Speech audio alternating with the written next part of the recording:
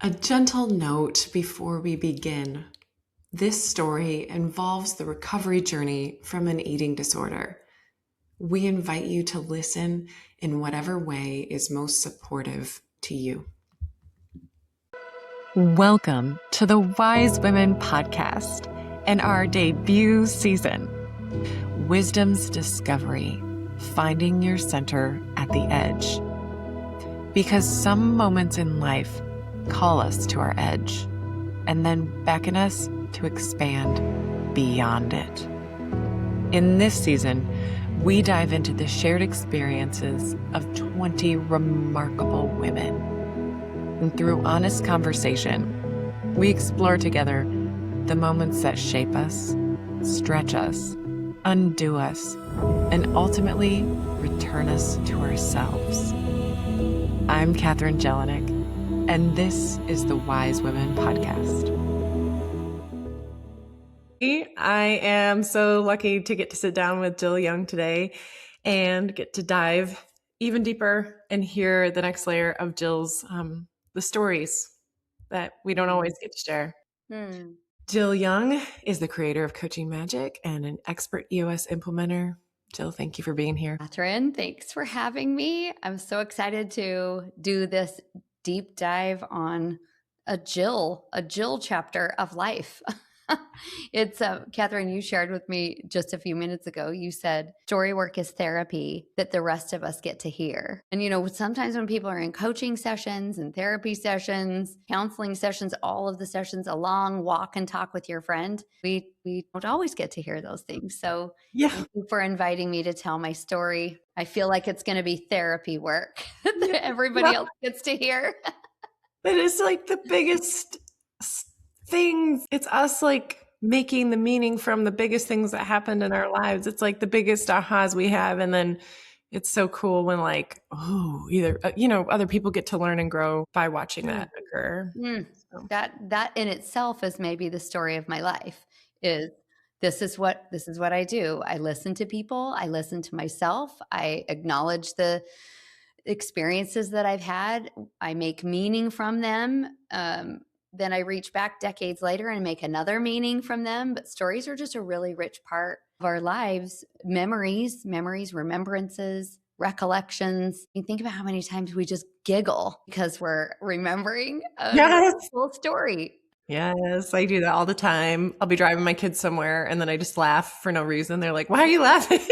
You just remembered something. That's all. That is perfect. How fun, how delightful to just laugh for no apparent reason. That's good. Okay, Jill. So for this story and what we're diving into today, where does your story begin? Where does the story begin? Today, where does the story begin? As I've been reflecting, and I'm a big fan of reflecting, I'm thinking about those times where I was in an experience and I probably unconsciously chose to just cope with the circumstances around me versus transform with the circumstances around me. And this story is going to begin when I was a teenager. I had worked to become a cheerleader, which was such a fun story, and discovered that I did not want to be a cheerleader. Now, a couple of things that happened in there, I was proud of my accomplishments, but I was having this cognitive dissonance. Now I know what this is called. Cognitive dissonance between how I felt in the life I had chosen and the life I thought I wanted. Now, I'm a teenager back then, so I am not putting any pressure on this teenage girl. But if I go back decades, knowing what I know now and reliving that experience, what I can see clearly on the other side of this is that I built coping mechanisms with the life I had chosen instead of allowing it to transform me. Now, the coping mechanism that showed up, and again, this is only in hindsight, was I was diagnosed with anorexia. From what we knew about anorexia back then, is this came up from a lack of sense of control. What I remember learning as I went through this diagnosis is that somewhere in my life, I felt like I didn't have control. Mhm. And not eating, the act of not eating was a way that I could regain some control. Back then, it felt really nonsensical to me. When the therapist and the doctors would say, well, this is why you're doing this. And they would tell this to my parents. And my parents were like, gosh, that doesn't feel right. It feels like she has a ton of control and choices.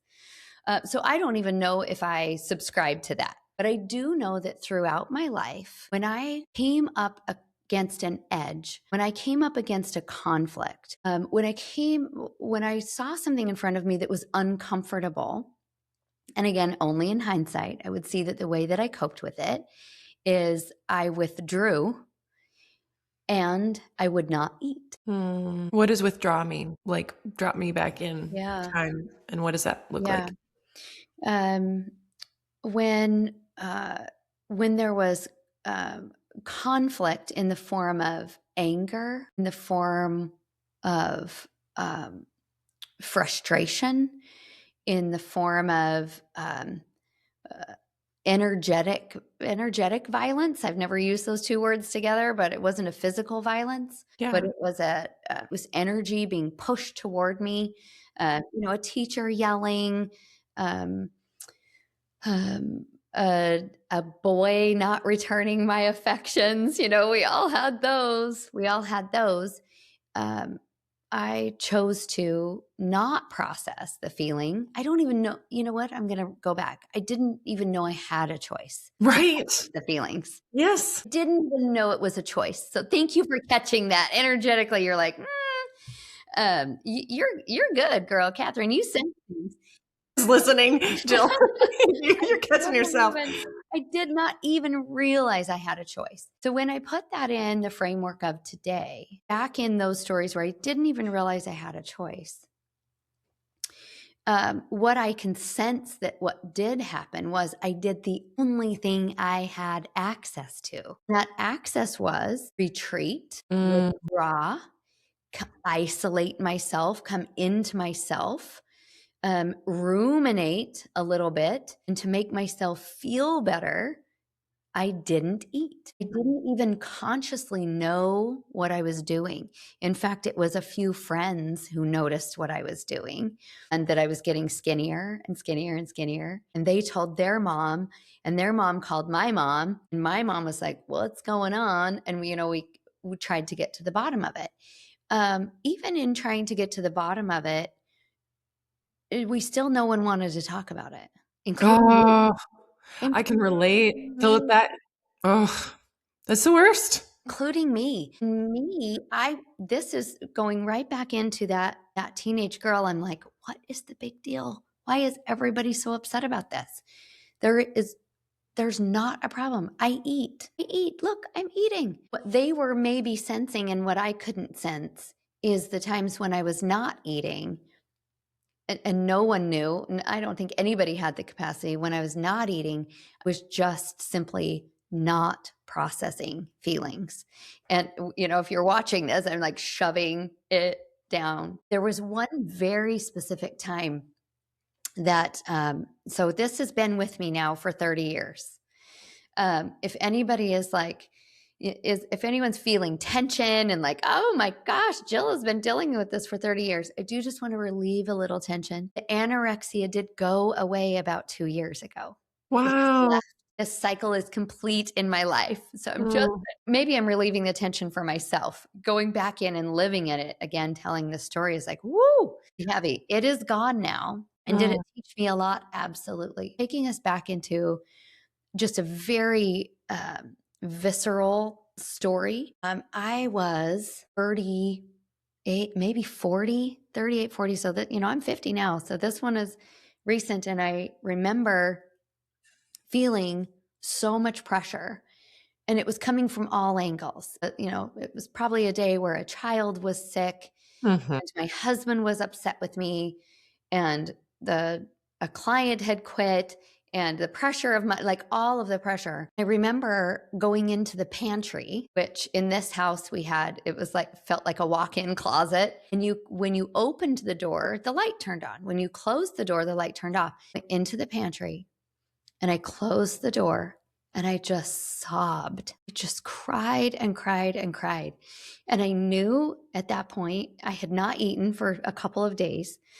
And my coping skill was all up here. Jill, you must eat. Food is fuel. This is how bodies work. You must eat. But when I forced myself to eat, putting myself in that dark pantry, and I would just force myself to eat something, and I could do it. I could get it past. I could get it past my throat. But the only way I could eat in those situations was to cry and eat at the same time. And I'm crying right now. But I had built up this edge of coping and I knew how to do it. I could push through all of these symptoms.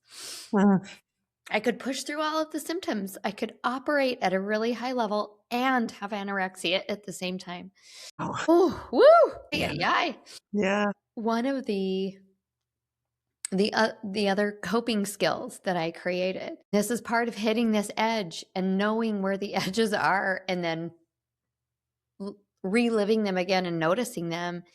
I knew when I was in a phase, I'd call them an episode. Okay, I'm in a day that there's not going to be a lot of eating. I was very gentle with myself. I'm like, oh, this is just one of those times where I'm not. This is just a non-eating day, instead of really, making it worse was better eat. When I was in those phases, I knew what I could eat. There were a few foods that just seemed to go down without bringing tears. Apples, cheese, just really nice and balanced. I'm like, yeah, apples and cheese are great together. I know, like, good job, buddy. Apples, cheese, and water. I could always drink water. And I was just really grateful for that. Yeah. One of the as my children have grown and I've shared this with them and they're unfolding and they're working through their own little traumas or big traumas, as we increase our capacity as humans. I shared this story with my youngest son, Dylan, one day about I could always eat cheese and apples and water. And he said, oh my gosh, mom. Whenever as a child, whenever I was upset, Dylan, whenever he was upset about something, he said, you would offer me an apple. He would say, Mom, he was a mom. You would say, Dylan, can I cut you up an apple? I never put those two things together, that this apple that would bring me comfort in my discomfort zone was the thing that I offered to my child. Isn't that adorable? That is sweet. That is sweet. And what does he think about apples now? We love apples. Right? Apples are a happy place. That's great. Okay, can I ask a bunch of questions that are in my mind? Yes. Okay. First, for context, is when did this start? When you were a teenager? What age? It was noticed when I was in ninth grade. And I wonder if it started in about 7th grade, if I look back. Yeah. I wonder if that's when it started. Very in the beginning, I really put this to a cause, like where the cause was I liked boys and they didn't like me back. Oh, now that I have boys, yeah, especially now that I have lived through raising boys who were, if I look at 7th grade, I was 12 years old. My 12-year-old boys were still playing with Legos and lightsabers, and they were oblivious. I was just obsessed with boys and they didn't like me back. And then my teenage brain, this is my first thought was my teenage brain said, well, if I'm skinnier, then they will like me. These days, I don't know if that's what it was. It could have been a myriad of things. And I don't even know if it's useful to go back and decide why and where and, open that up. It could be. And maybe I just chose long suffering through all of those little things and found different ways to release other energies that maybe had settled. Yeah. But I think if I really look back at it, this is maybe when my brain started processing uh, adult thoughts, and maybe I just wasn't ready for it. Yeah. Yes, Yeah. yes. I think a lot of us have some of that showing up Yeah. in those ages. Because that was one of my questions, though, is if any of it was, about your exterior, if there was any, like, conscious thought about that. Because what I did hear, though, was when you're, feeling and pressing it down, Mm, it's almost like you're withdrawing entry mm, to anything, to, like, the feelings coming yeah, at you, to, like, any food, like, "Nothing's coming in for now, thanks." Like, that's "Don't right. walk through my door." Don't walk through my door. There's also a beautiful correlation to I'm a big spirit. I'm a Mhm. big giant spirit. And when I started to notice that that big giant spirit was maybe not appreciated Mm. in places, it's I withdraw, become smaller, smaller, smaller. Ah. So if you don't eat, you don't grow. Oh. You know, and I don't know that I correlated that back then, but I can see that distinction now. Well, if I can't contain this big spirit, can I contain the body? Mhm. Can I contain the body? Well, you're Yeah. moderating other people's discomfort with Yeah. with Yeah. yeah. Yeah, and it's again, it's a coping mechanism. So, how do I fit in to the world that I see instead of, "Hi, I'm just going to come into this world and we're going to see what happens." We're Yes. going to see what happens with those edges. Yeah. So, Jill, you are a deep and spiritual woman, and you've been that way like probably your whole life in different ways and layers. Mm, How did this eventually finally conclude, even just 2 years ago? Like, what led to that, and what was that yeah. conclusion? Thank you. Thanks for asking the question. I have you said it very plainly and clearly. I have been a spiritual um, creation my whole embodied life. Yeah. If I think back and if I will sit with myself, and when I can get really centered in the center of my being, I am the same spirit that I was when I had my first spiritual recollection when I was 3 that Wow. I am now. I Mm. am the same being. Now have I grown in wisdom and stature, yeah, Yeah. I cut my hair and I color my hair. Yes. Have I grown in the things that I can do? Yes. But my being, if I get right back into there, it's that knowing. I've had the same knowing since I was 3 years old. And that's the first time I can remember like a spiritual thought. I just want to pause this Oh. real quick. Isn't this so cool to like feel inside and sense and know you are still and have always been that big? Mm, That's what I get mm, when I hear you talk about that is like there's been a greatness that you feel about yourself. And I know that when we can share and talk about that, you invite other people to experience their knowing, like you've yeah, always been that big, yeah, right? yeah. And Catherine, I sense that you're right, that it does invite others to think, oh, wait, have I always been this big in this spiritual body of ours? Yeah. Mm, thank you for that pause, Yeah. that creation of time to pause. And that is a wondrous thing that we can learn and change and grow. And at the same time, still at our being, for me, at my being, at the very, very core, it's still the same. Mm.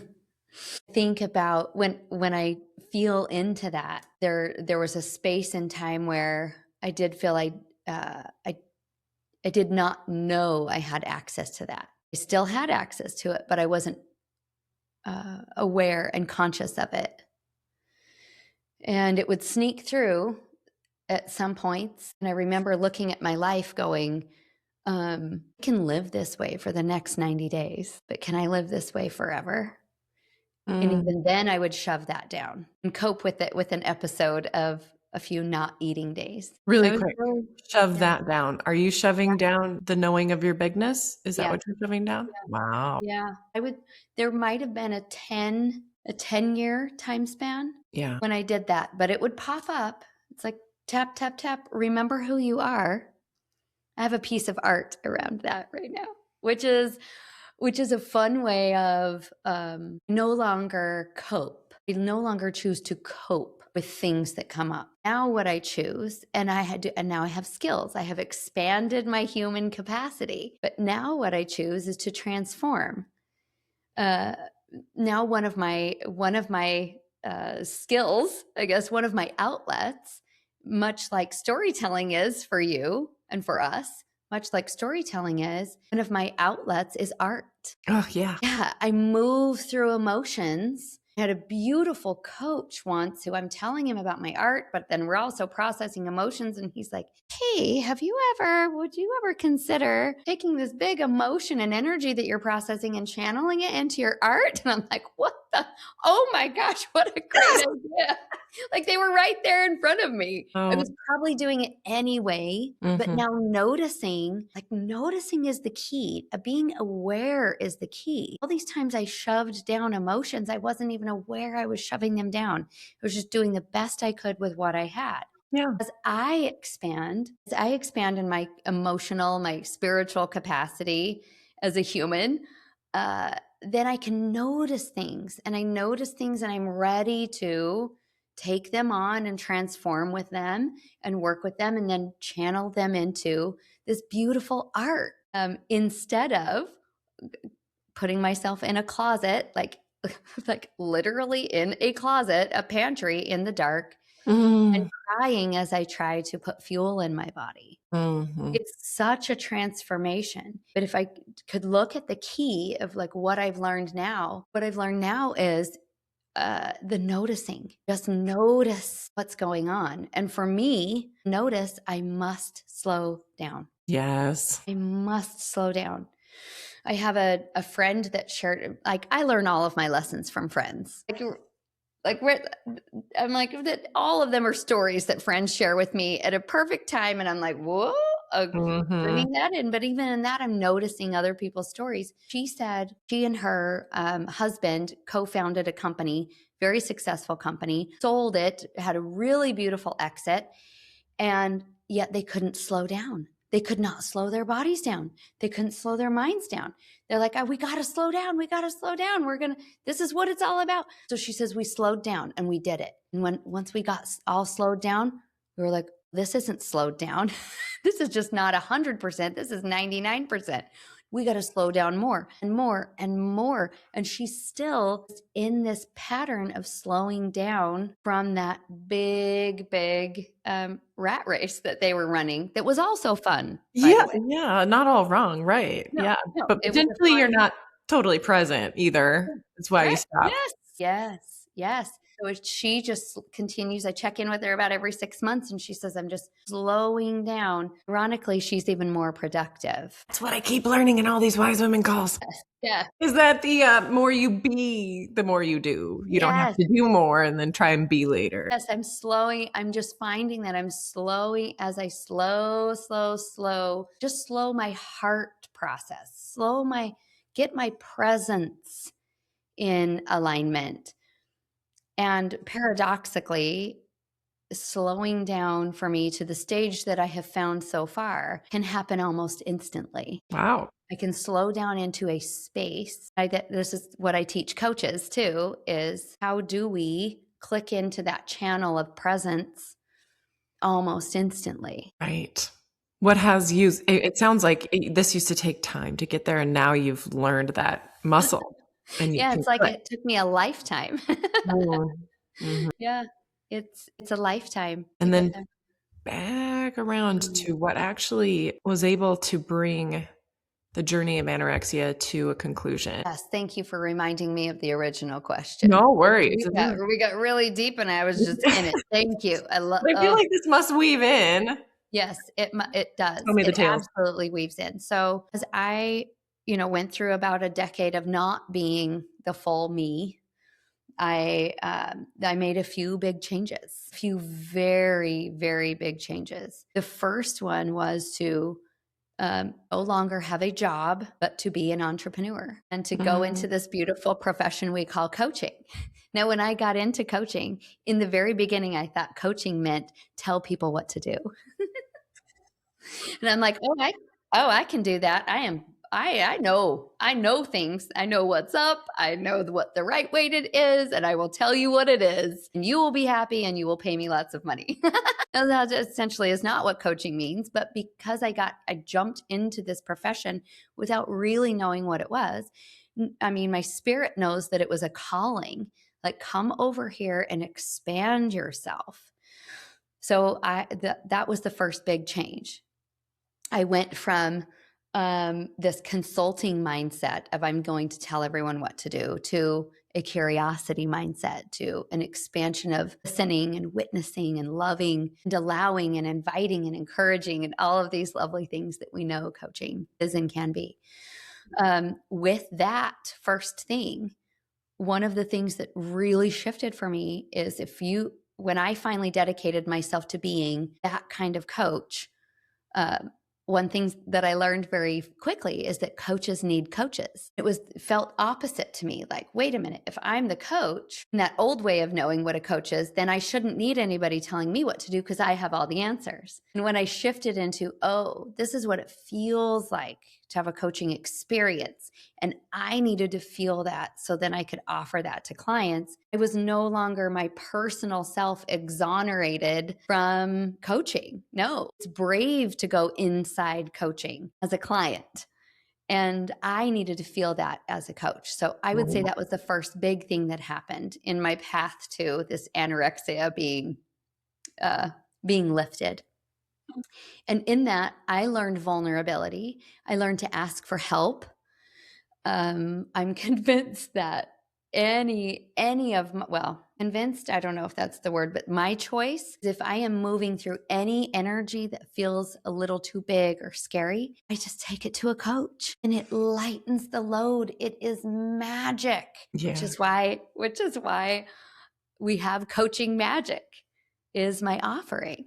It feels magical to be with a coach. So I would say that was my first thing. The second big change that I made is I left a high demand religion. What I see in this was a box that I had built for myself that said, self, this is the way to happiness within this high demand religion full of rules and structure, but my spirit was not aligned. My spirit is big and wide and inclusive and curious and adventurous. So that was a big, painful, yet soulfully rewarding change. Yes. And the third big thing was I got a divorce. There's a lot of big things. Just saying them out loud, I'm like, damn, girl, those are a lot of big things. How fast did all that happen? That's right. There was a capacity that I was gaining in my spirit that was the marriage was no longer supportive of this big spirit where I was going. And it was harming my husband. I could see it. It was chipping away at him and his was chipping away at me. And we do not need to live that way. He is happily remarried. And my heart is like overflowing with joy for him in the highest space. And I too am in love in this realm that I never knew was possible. And they were painful things to change. Going from the know-it-all to the whoa, I don't know anything. Going from this little box of safety to my spirit is bigger than this and I'm willing to risk not being safe. And going from a love relationship that was it was shallow.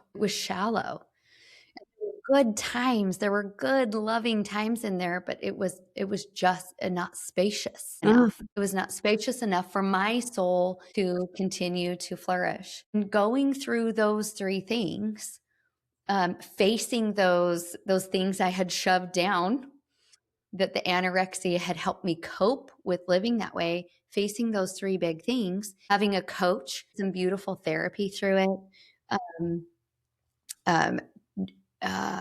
moving into a space of non-traditional medicine, Wonderful. of non-traditional care, trusting the deepest parts of my soul to do the work without me having to calculate everything and just let it go. Yeah. But the letting go part. Letting go. So here's how the letting go happened one day. Tell me. Very specific. So all of this leads up to this. I am having lunch with Dylan, my youngest son, who I feel like is a spiritual partner for me in this life. We do Yeah. lots of spiritual stuff together, unfolding. So Dylan, my youngest son, and I, we were having pizza lunch one day on a Saturday. It's so I do fun. lunch Saturdays with my boys. And we just love it. So we're having lunch, and I pick up this piece of pizza, and something was different. Something fundamentally was different when I picked up this pizza. And I freaked out a little bit. Like it was a shock to my system, like unfamiliar, so unfamiliar. And I almost can't describe the feeling. It's without words. It's ineffable. And here's what I did. I looked to my left and I looked to my right like that behind me. And I said to Dylan, I looked him in the eyes. I said, Dylan, anorexia is gone. He's like, Mom, what are you talking about? I'm like, it's gone. It's not here. It has just gone. It has gone away. And it was like it was a lift. There was an emptiness. And I have often, when I've described this, tried to minutely, the anorexia always lived right here. It was right here in the back of my brain. That's where it lived. And it was small. I could keep it really small. Then, it would flare. And then I'm like, no, you go back there. There was an empty space back there where it had been. Whoa. What? Yes. How? Like where did it get the invitation to go?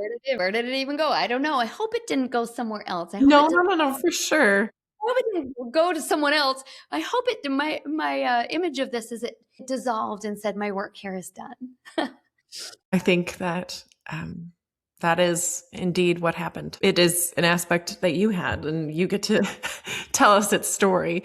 Yeah. But what led up to that pizza? What led up to that pizza? So I want to be very clear. I had not gone to any specific therapy for the anorexia. Up until this moment, I was still treating it as in like, this is just something I have. It's like if you were born with a wart on your elbow, you don't think about that wart all the time. You're just like, oh yeah, there it is sometimes. I was just coping with it. But I really do believe that the spiritual path I had been on, the letting go, all of these other things, the anorexia no longer served me. I didn't need it. I didn't need it as a protector, as a coping mechanism. So it just dissolved. I didn't try to chip away at it. I was chipping away at or expanding my own capacity to hold pain, my own capacity to hold frustration, doubt, the uncertainty, my own capacity to just sit with people and love them instead of judge them. And as I increased all of that capacity in doing my own personal work with many different coaches, but we weren't working on anorexia, the anorexia just went away because I had expanded beyond the need for that coping mechanism. And that's the story I tell myself. This, I think there's a quote by like Buckminster Fuller. Mm. The whole idea, though, wrapped in this quote that I'm not remembering exactly, it's how do you shift a paradigm? You don't attack it. You don't tell it to leave. No. You build a new one. And then build a new one. Oh my gosh. Thank you, Catherine. What a beautiful quote to bring into that. Thank you. That's what I did. But you also, do you notice that you dissolved all your containers? So then where was there to even stuff you down to? There were no more walls. Wow. There were no more walls. There was nowhere to stuff into because there was no container. What I really love about that is, it's so many things, but people talk about boundaries, right? And they're like, I do not want to throw shade to boundaries at all. Yeah. But just for me, I think I've had too many boundaries. I've had too many walls and structures and rules. And I'm like, I look at this bubble, because I have energetic bubbles. Yeah. But I can see through them. Things are permeable. I like my bubble breathes. My bubble breathes. I reach out my energy to include your energy, Catherine. And if you're like, Jill, get out of my space, I'm like, okay, I can come over here. And it's a dance. We call it in coaching magic, we call it a dance. We call it your energy body. I want my energy body to breathe, but I'm only able to do that if I am not judging and if I'm willing to be curious instead of, I don't know, if I'm just, I don't know, the other word doesn't come to me. Of just when I'm willing to be curious and open and encourage the glimmer and know that everyone is magic, including myself, I've widened my center, but even the edges are permeable. Ugh. Well, I Even the love too edges that are you permeable. allowed those structures to continue to be themselves. Like you love and Mm, allow your ex-husband, even absolutely. what you said about how you could see that your great selves, as great as they both are, and human too, I'm sure, but like Yes. they just weren't doing the thing that they were not right for each other. Right. And there's something Mm, with this where you allowed yourself to fully expand and didn't require everyone to be the thing for you. You allowed mm, them to be them, but then you went on allowing you to keep reaching, to keep mm. expanding without walls. Thank you for that reflection. That's beautiful. I love the way your words were just singing to my soul. It's a space where I was very focused on this concept for years. Hey, I'm going to be me, but I don't expect you, anyone else, to change because of who I am. Yes. You also get to be you. I want this freedom for everybody to be themselves, to Mm, be their own form of magic. yeah. In EOS, for many years, we would say this is the island of misfit toys, and you get to come here and let your freak flag fly. And I think that was part of it, going into that coaching community of EOS implementers. Of, oh, this big spirit that I have is growing here and is welcomed here, and is, when I say something that maybe other normal people would think is weird, my new colleagues are saying, "Wow, Jill, that's brilliant." Like, what? Oh gosh. But I allow those other structures to be who they are. Even with the church that I left, I still honor it. It's like Yeah, that's awesome. I can For see that. Yeah, There's for no some judgment. people, that is the most beautiful place for them to grow and be. And I honor it. It just wasn't for my spirit. Yeah. You know what's so Thanks for cool recognizing that. is you're the two paradigms, right? The one that dissolved and was no longer Mm, needed was protection, coping, correct. worried that your too bigness, needed to be kept. But then the other paradigm is one of devotion to like Mm. the genuine expression of you and exploration of where could this take me, Awesome. And thank you for using that word. Catherine, I sense a spark of magic in you. And I Oh, have sensed a spark of magic in you from the day we met, but I'm just saying it out loud right here. The words that are in my soul, you're I'm just taking a time out to recognize what I'm seeing. The words that are in my soul, you're using those specific words. You could have chosen 100 different words that mean devotion, but that is such a powerful word to me right now. mm, Thank you. mm. Devotion. You It's can feel it. deeper. For me, it's like deeper than love, where it's like the deepest core of love. And it's expansive, and it's rich, and it's earthy, and it flows, and it's a little bit sexy, and steamy, and has some fire to it. I'm like, yeah, let's go. Yeah, but it's a fire that doesn't go out, right? You've got that Mm, commitment there mm, too. mhm. So cool. I Yes, love that. commitment in the fire that doesn't go out. Oh, Catherine, thank you for the storytelling time today. You've just brought so much clarity to me, even as I'm retelling my own story. Well, Mm, it's an absolute gift to get to be a mirror because you heal pieces of me. We can talk after, I'm not mhm, trying to hide it from right, everyone else, but like I mm. am literally in therapy unpacking some serious parallel events right now. And I'm like, Oh, wow, good. look at how that this whole wise woman thing has been like that. It's like if there's something going on in me, the woman coming has got some of the medicine. And I'm like, wow, this is Oh, not, yes. Catherine, you were called to us. You I were feel called to us. asked for you too, You were called to you. with Mm, as we conclude this mm. very epic and touching story from parts of your life, what wisdom do you want to highlight as what you fully gained from this? Mm. If I were so a preface, I'm about to say, if I had to do it again, this is what I would do. But the preface to that is, I would never change a thing. I would not change a thing, Mm, because I had the privilege of having wide human emotions, big human experiences, heartbreak, joys, the highs and the lows, and it's who I am today.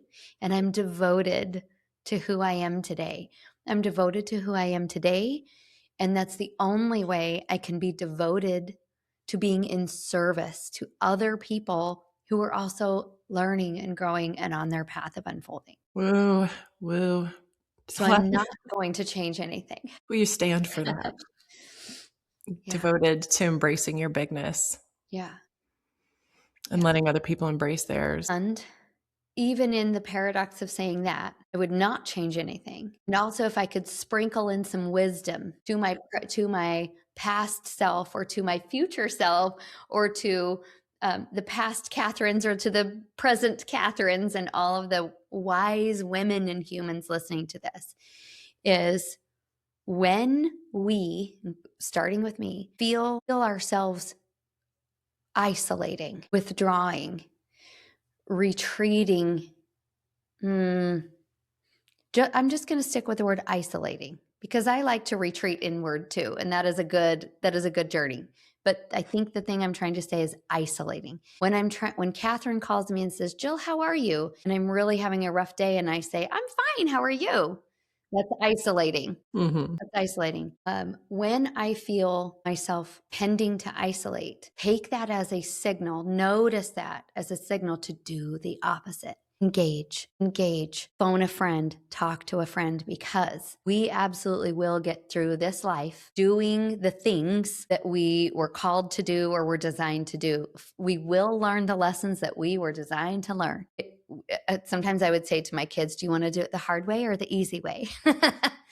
And if we would like to go through life with a little more ease, again, I'm talking to myself, my future self and present self, engage, do life with a friend, engage. The people are going to show up to support you. Catherine, the wise women have showed up to support you through your service to us. So when we feel the tendency to isolate, do the opposite, connect. And I think that's if I were to weave my wisdom through all of my story, the answer is connection. And what I hear too is even withdrawing from oneself is the act that could be occurring, and that connection within of the feeling instead. Thank you. I had a coach say to me just the other day, listening, we were geeking out on listening, and the listening to yourself first. Yeah. And if we don't know how to listen to ourselves, it's really hard for us to apply listening other places. But that's why Coaching Magic exists, to come do our personal work. A safe, fun, lighthearted, connected, present, aware, dedicated, devoted community, devoted and connected. But we listen to ourselves first. We connect with ourselves first. Thank you for that. Paying attention to that part. Thank you. This is an epic story, and I'm so honored. Catherine, I happen to know that this is, wherever the podcast series ends up in the order, like you and I are having this one. This is the last one. It is. It's the final moment of the Wise Women interview. So I'm just wondering if I could turn the tables just a little bit. Mm-hmm. And I'm just wondering if you would share with us, is there something that you have seen weaving through these Wise Women episodes, just some wisdom maybe you could reflect right here? Yes. Can I actually just read something that I think would be the right? Yes. Right. All things are allowed. Yes. Thank you. You may have heard this before, but this is very right to close your story here. And I feel like it's the right way to close the interviews, because this is what's occurred in each of these stories. A quote from Marianne Williamson, and I'm not sure if I won't cry, but crying is encouraged and allowed. Okay. It's just emotion coming. It's that's overflowing. Right. So our deepest fear is not that we are inadequate. Our deepest fear is that we are powerful beyond measure. It is our light, not our darkness, that most frightens us. We ask ourselves, who am I to be brilliant, gorgeous, talented, fabulous. Actually, who are you not to be? You're a child of God. Your playing it small does not serve the world. There is nothing enlightened about shrinking so that other people won't feel insecure around you. We are all meant to shine as children do. We are born to make manifest the glory of God that is within us. And it is not just in some of us, it is in everyone. And as we let our own light shine, we unconsciously give other people permission to do the same. As we are liberated from our own fear, our presence automatically liberates others. And I feel like that's what happened here. So thank you for the gift of these interviews and the gift of this book. Aho, ahea, amen. Woo! Ta, ta-da, ramalama ding dong. Exactly. Exactly. Oh my goodness, I've clearly heard the quote before. Hearing it from your energy and your magic, especially to have you bring that quote back in here after interviewing 19 wise women of what we've been creating for 10 years, has been a dream of mine to put this book together. And now here you come in, this beautiful shepherd, light, guide, gift to guide all of these interviews. And you bring that quote in at the end.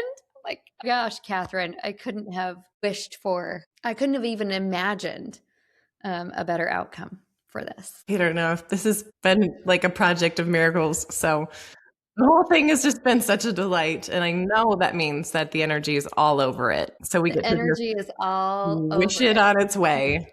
And now we get to share it with the world. We don't keep it all in our nice little small and mighty wise women circles. It's the first time it's really going out to the world in form, but calling attention to one of the last sentences in that paragraph or poem is just simply by these wise women, and anyone listening to this podcast who considers themselves a wise woman, you are also included in this. Just by you shining and shifting your presence, you already are changing the world without even saying a word, without a book, without the podcasts, just by you walking around in the world being magic. It shifts the world. It does. And may we keep shifting, right? Yeah. And attuning. I like the word attune. Just attune to peace, attune to love. Attuned to abundance. Thank you, Catherine. I love you. We love you. We love you. We honor you. And I really do hope you do crash one of our wise women weekends. You are welcome. You are welcome. That so much. Everybody, thank you for riding along, because this has been such a journey. And if you've given yourself the gift of listening to all of these episodes, I know you're probably in shock and awe as well in terms of what you've just received. I encourage you to digest it and to reach out to the women who touched you the most, because I know they would love to hear about how you received their stories and what you got from them. So thank you so much to our listeners in all of this, and to the wise women who made it possible. What a project. May you be happy and may you be well. Bye, everyone. Thank you for listening to the Wise Women podcast. You can find the book Wisdom's Discovery, Finding Your Center at the Edge on Amazon and barnesandnoble.com. And keep listening to the wisdom that your life is offering you.